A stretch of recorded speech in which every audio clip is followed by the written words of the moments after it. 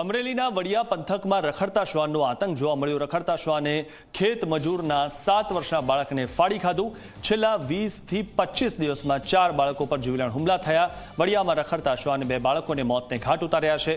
સતત બાળકો પર હુમલાની ઘટનાથી સમગ્ર પંથકમાં ફફડાટ વ્યાપી ગયો છે।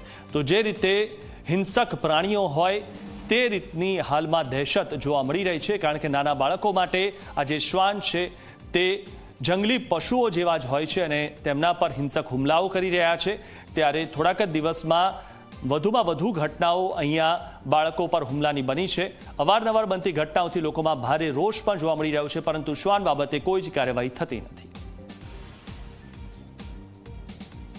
આ પાણી મોટર ઉતારવા ગયો ને છોકરા ખાટલે ઉતર્યા હતા, એટલે પાછો હું આવ્યો ને એટલે શેઠે રહેતો શેઠ પાછા કે શેઠ ફોન કર્યો મને કે આ છોકરા ક્યાં ગયા। હું આવ્યો એટલે છોકરાને સૂતી નાખ્યો, એક છોકરું પીપળામાં કરી ગયું હતું।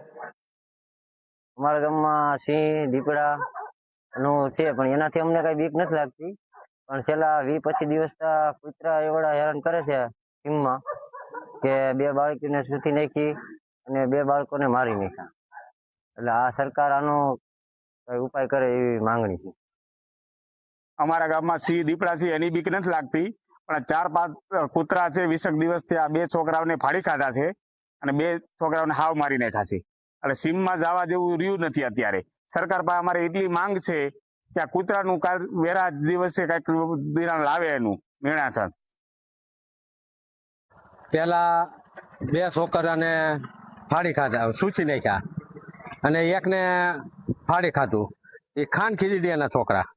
અને અત્યારે આ ચોથો બનાવ બન્યો ચોરીની સીમમાં મજૂર લોકોને બાળકને ફાડી અને 2 પડખેથી આવ લોસા કાઢીને ખાઈ ગયું।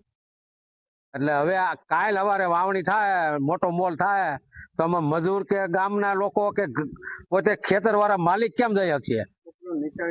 નિશાળે કેમ મોકલે? કાલે સ્કૂલ ચાલુ થાય તો સરકાર આનો કઈક નિર્ણય ઉપાય કરે આનો, એમ તાત્કાલિક જેમ બને એમ વહેલી તકે।